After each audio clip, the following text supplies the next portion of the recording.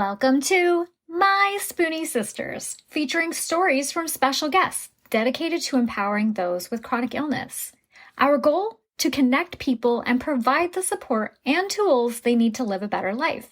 For those with chronic illness, our energy levels just fade faster. We must be more purposeful with the spoons allotted to us. So grab your coffee or tea, sister, and tune in as My Spoonie Sisters share stories of living with chronic illness. Hi, my Spoonie sisters. It's your host, Gracefully Jen, and I am so excited. And I know I say this every week, but I really am every single week excited. And this week, I have the pleasure of bringing to you an amazing advocate in our little social media world. This is Tiffany Kairos. I know I want to say it wrong, but I'm trying really hard to say it right. Hi, Tiffany. How are you today? Hi. Thank you for having me on your program. I'm well, thank you. Thank you for taking the time out of your day to join us and to talk about all the things that you do. I'm so excited. I'm happy to be here. So do you want to kind of give us a little bit of an introduction into who you are and what you do? Yeah, so I'm on my 15th year of living with epilepsy. I really love what I do. I am an epilepsy advocate. I wear many hats. I'm an epilepsy advocate, blogger, content creator, and I have my own online organization, the Epilepsy Network. That's amazing. And of course, how I know Tiffany is from watching all of your fun content on Instagram. And, I might not have epilepsy, but I still love and enjoy everything that you do and what you bring to those around you. And you're kind of funny. I love it. Thank you. So let's kind of backtrack a little bit and tell listeners how this kind of all started out for you. When did you notice that you were having some concerns? Funny enough, I was going to sleep when I was a teenager, and I was more nervous about taking a history test. So, gone to bed. Next thing I know, I wake up and I'm being taken downstairs on a gurney, had two paramedics on either side of me asking me if I had taken drugs. And I'm so dazed and confused. My head is just all swirling and I'm thinking, why would they ask me if I took drugs? And I said, no, what's going on here? And they load me up in the ambulance, ran a bunch of tests and said, you had a seizure. And I'm thinking, what in the heck is a seizure? So they put me on medication. Yeah. Wow. Okay. So how old were you at the time? 16. Oh, that's terrifying. Yeah. Smack dab in the middle of my teenager. Wow. Okay. So what happened from there? Well, I was on medication for about 6 months. I didn't have a seizure at any point at that time, so they took me off, and I just finished out my teenage years. As soon as I turned 21, I was driving. I had gotten married. I was driving my car to go buy Christmas presents for my then husband and my family. So midway to the store, as I'm driving along, my muscles go limp like spaghetti noodles, and my vision just starts to sink black. And I have just a millisecond to slide my foot over to the brake, and I had a little bit of strength in me to tap the brake, but didn't press down, and I passed out. I drove through 2 front yards, over a curb, and smashed into a tree. And when I woke up, on the gurney I was again. I had 2 paramedics, next to me again. And I had this flashback of when I was 16, like, is this what's going on again from when I was 16? They ran a bunch of tests. I had a seizure. And they said, well, since this is your second seizure, now you have epilepsy. And I'm thinking, now what the heck is epilepsy. Exactly. If you haven't experienced that, you might have heard about it happening to other people, but unless you experience it, it's kind of like, well, what the heck are you talking about? Yeah, it was a foreign language. Absolutely. Okay, so what did you do from there? I didn't know what to do from there. The doctor at the time gave me an itty bitty pamphlet of, what it was and what I could do. And so I was just looking at it like, well, this is decent, but, I don't know what to do from here. So what does one do? They hop on to Dr. Google and they start doing their homework. They're doing their research. And I'm finding out a ton of information, some that kind of freaks me out, some that really helps. But it took a while before I found my way to Facebook. And I discovered social media and online community groups, which was a godsend because I met a bunch of other patients and caregivers who just took me underneath their wing and helped me to better understand the condition and provided me resources, which was really inspirational to me. That is amazing. Yeah. That's amazing that you found that. And now look at you. You're this amazing beacon of light, encouragement, humor, and support to people around you. It's fun to watch how we get from point A to point B. It took some time. It really did. It was like a grieving process. I was sad, mad, terrified. And that took some time to get through the muddy waters, all that. And then I had the support of God, my husband, family. And, I really used humor as a coping mechanism just because I need that laughter and that just, it uplifts me and it keeps me, level-headed. And I want to provide that to others and hopefully that brightens their day and, And you absolutely do that. You do that every single day. And that's one of the reasons why I reached out to you, because you're so much fun and you bring such joy to people around you. Oh, that makes me so happy. I'm not too weird. No, not at all. You're in good company. Okay. Okay, so I know a little bit about epilepsy and I've known people, a good dear friend of mine, her daughter lived with it for years. No, God. And so, obviously I know a little bit, but is this something that you feel like you have well controlled, or are you still having seizures periodically? Well, every person's journey is different. I have a type of epilepsy called refractory, which is also known as intractable or drug resistant. Mine is very difficult to manage. I've been on multiple different types of medications over the course of 15 years, and it's been really hard to nail down. I occasionally, once in a blue moon, will have a tonic-clonic seizure where you black out and, your muscles stiffen and shake.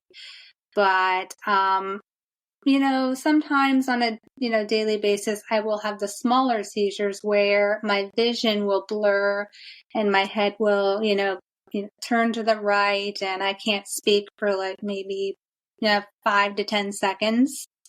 And then I'll return back to normal. It's just like a glitch.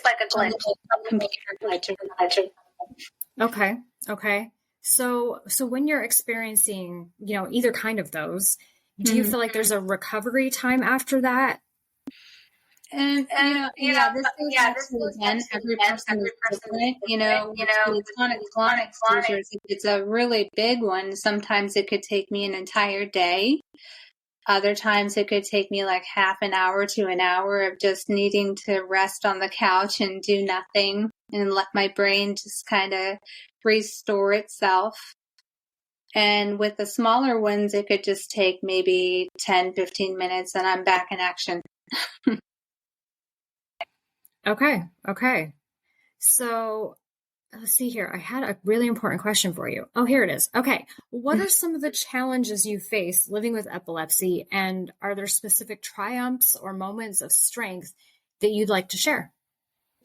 Well, a couple of those challenges that I face are, sometimes I have to keep myself motivated and encouraged, because it's so easy to want to get down on yourself when you're faced with different types of challenges and things of that sort. Plus, you have to learn how to navigate life differently once you've become diagnosed with an illness, because you can't necessarily do things that you once did beforehand.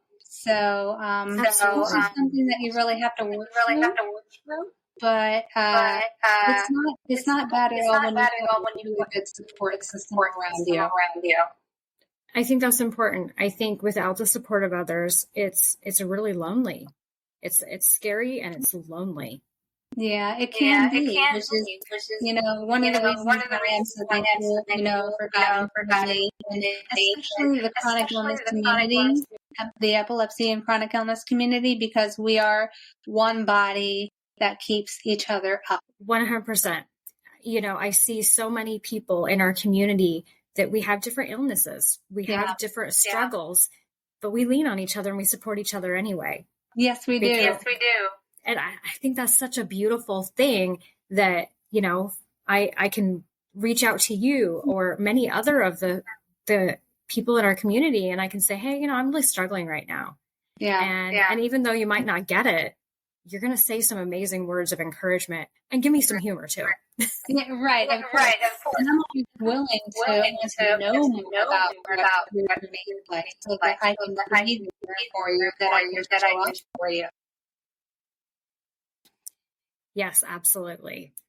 So my next question for you is, so epilepsy can sometimes be stigmatized. Yes, so how have you dealt with and overcome any stigma associated with your condition? Well, I look at it as an opportunity. I used to feel really, insulted or offended by, stigmas, and that would make me feel really bad. But over time, I, changed my thought process, and it had me consider, well, maybe this is an opportunity where I can crush stigmas by feeding them educational, information. And by that, they would no longer feel the need to want to, stigmatize someone or insult somebody. That's good. Mm-hmm. You have some really good insight. I love your answers. So what does your treatment plan look like? Is there anything that you feel like helps you? Well, right now, I'm on 5 different medications. Okay. And again, that's just because, I have refractory epilepsy, which means it's difficult to control with medication. So it takes a lot to try and stop or even lessen the seizures. And I'm thankful for even the reduction of the seizures. I'll take that. Absolutely. Okay, so are you able to drive? I have a valid driver's license, but I choose not to drive because I don't want to put anyone or myself at risk of danger. Because, of course, when I was diagnosed, I was behind the wheel, so I don't want a reoccurrence of that. Absolutely, and I can only imagine how terrifying that would be. And you already experienced it once. Why would you want to experience that a second time? No. Are there thank goodness. Are there places or things that you try to avoid? I like to go and see musical artists. I love, going to concerts, but I have to really check to make sure that the lighting isn't going to be too dangerous. And if I, see that it's just too much for me, I have to leave.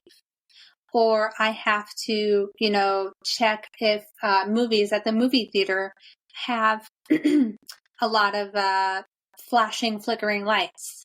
I can't do that in the movie theaters. So usually I wait until they come out, to watch them at home in the safety of my home. And, I have to make sure when I go to events and things of that sort where they serve alcohol, they have water, plenty of water. Definitely. Definitely. How does that affect your social media? Do you have to be careful about who you follow and what they're posting if it's going to bother you? I ran into situations where, unfortunately, there have been some rude people who pop up and will send me flashing, flickering memes or GIFs just for a laugh. And that has been so, yeah. And it's not just me. There have been other people with epilepsy too. And that's been really unfortunate and very rude. So I always have to, again, look in my settings to make sure that I check or hit the check box for, any flashing or flickering videos. Don't allow those in my feed. Honestly, I didn't know that was an option. So that's really good. They're getting better. They're getting better at that. So I guess what kind of advice would you give to someone like me, that really hasn't known a whole lot about it? How can we best support you? What can we do to protect you? Talk to us. Talk to us. Do your homework. Don't be afraid to, do some Googling and read our blogs. I share on my stories a lot of the things that I write and my content, of course, and it's available to take a look at, and I share advice and tips. All of those things are provided and readily available just so you can, learn more about the condition.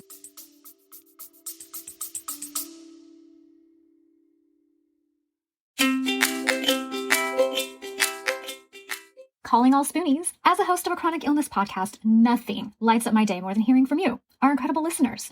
Whether it's a topic close to your heart that you want us to uncover, or you are keen to show your own journey as a guest on our show, your voice matters.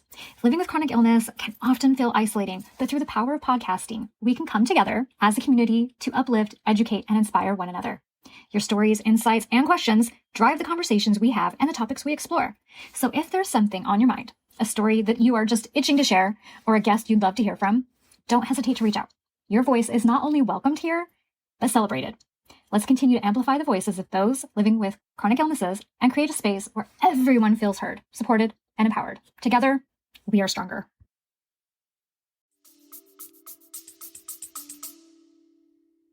Well, and I think we also need to be thoughtful. And I think even a few years ago, it didn't even occur to me that I might have people following me that have epilepsy, and so posting a story or responding and sending a gift to someone, it might have not even been intentional, sending something that could be bothersome. And so I think it's important that we get that out there and remind people that we need to be smart about it. We need to be courteous about it and respectful of you. Well, I appreciate that very much. And so I'm sure, the community that will be watching very much appreciate that too. So do you mind telling us a little bit about your advocacy work? Yeah. In 2011 is when I started my online community, the Epilepsy Network.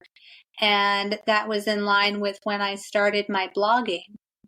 And I was a little rusty at the time, just getting, my feet on the ground. And that was really exciting. I was trying to figure out, my pathway, where I wanted to go with it. So, along that line, I just kept going.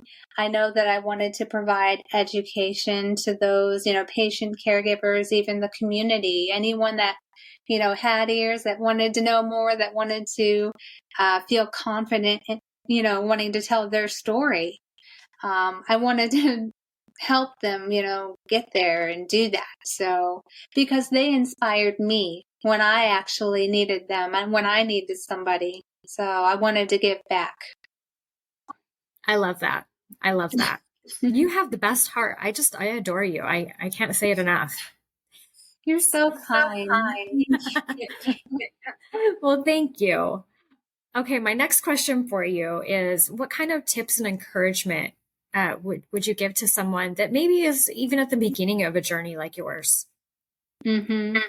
Yeah, well, you know what? The first thing is that don't beat yourself up, because I know it's easy to really want to internally look inside and find some way to blame yourself. You did nothing wrong. You did nothing wrong to cause your condition. Just reach out to other people. There are plenty of people ready and waiting to embrace you. So definitely do that. Definitely do that. And know that there's a silver lining. Even in the darkest of times, there's a silver lining to be found. Oh, 100%. I absolutely agree with you there. Okay. Now I want to ask you, were you familiar with the term Spoonie? In the beginning, no, I was not. Do you consider yourself one? Because I sure do. I think you are. I definitely do. Yeah. I actually had a friend who was so kind to give me a golden spoon. So that was really Oh, I love it. Yes. I love it. I cherish it very much. That's amazing. I know. Okay, so since you are a Spoonie and you totally relate to all of this, what would be the most critical, important things, or even, it doesn't even have to be a thing, but in your Spoonie toolkit, what would be most important for you? What would you recommend to people? Oh, that's a good one. I would probably say, for certain, I like to say a pillow, just because rest is key. I always say rest is best. Rest is best. You have to have that. I always got to. Yeah. I'm going to write that down. That's really good. Rest is best. Rest is best. Okay, that's a good one. Do you have maybe two more that would be important in your Spoonie toolkit? Oh my gosh, absolutely. One, I don't take baths because obviously people that have epilepsy, it's a risk for people to take baths. So I take showers. I don't know if you've ever tried them before, but bath bombs. They are they're so good for your mind and body. They make life so much better. Absolutely. And they That's help a good you one. feel relaxed and calm and just you deserve it. We all deserve it because we do so much in our lives. Definitely. Okay, what would be your third one? That's a good one too. I would say a delicious dessert. Ooh. Yes. Something delicious. What is your favorite? Oh gosh. I would have to say a dark chocolate candy bar of some kind.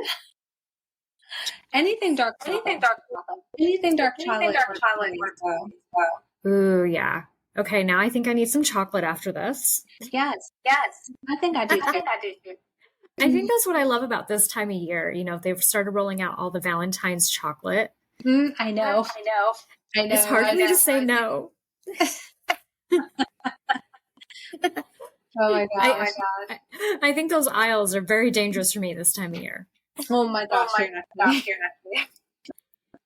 All right. So, okay, inspiration. Who or what lifts you up and your spirits on a difficult day?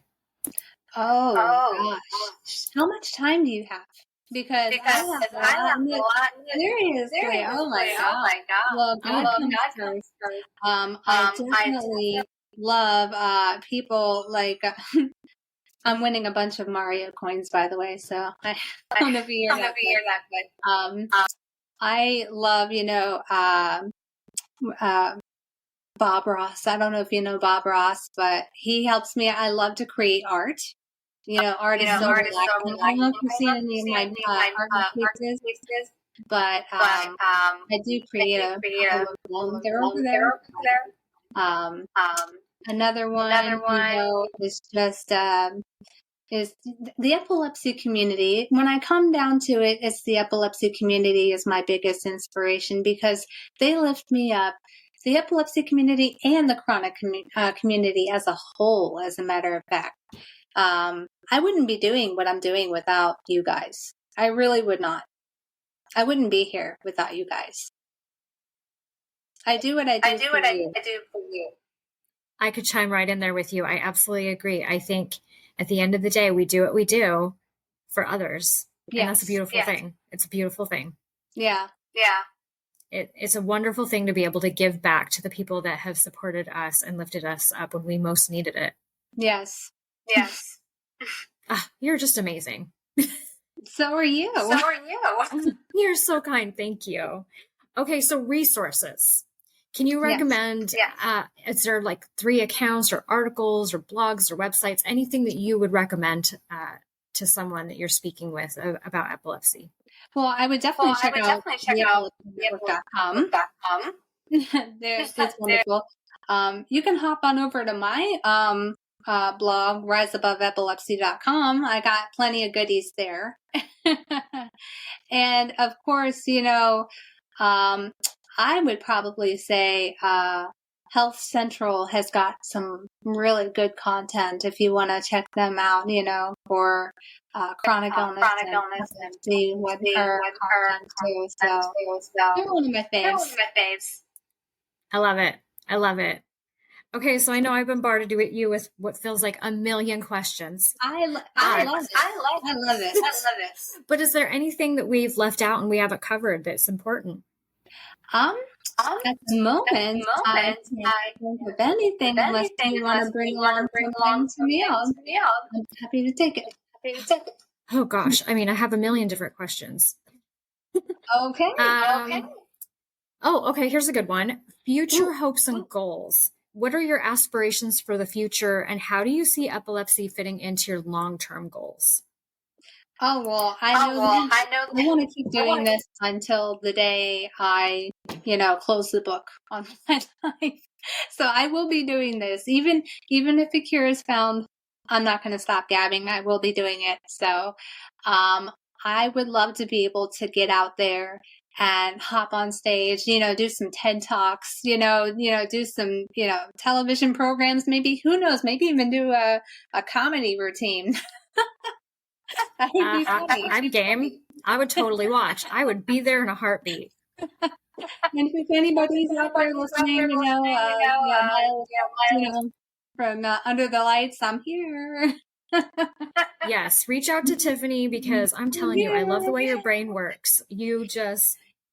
I don't know, you bring such light and humor. And I know as soon as I turn on Instagram, I don't know, you're just going to fill me up. And I love that. That's so.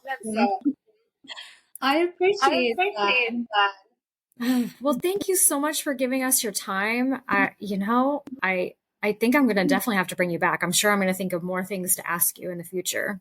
I'd be happy to. And maybe by then we'll find out that you've been doing some TED Talks and a comedy routine or something. That would be amazing. I'd love it. Well, thank you for taking your time out of your day. I appreciate you so much. And everyone, I'm telling you, go find Tiffany. I will definitely have all the links in the show notes so you can find and follow her and reach out if you want to. But thank you again. So much. And listeners, until next time, don't forget your spoon.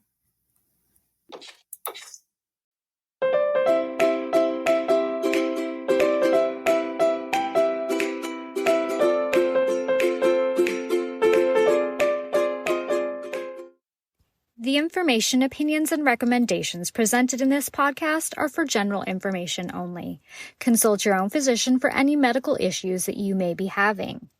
The information should not be taken as a replacement for medical, clinical, professional advice, diagnoses, or medical intervention.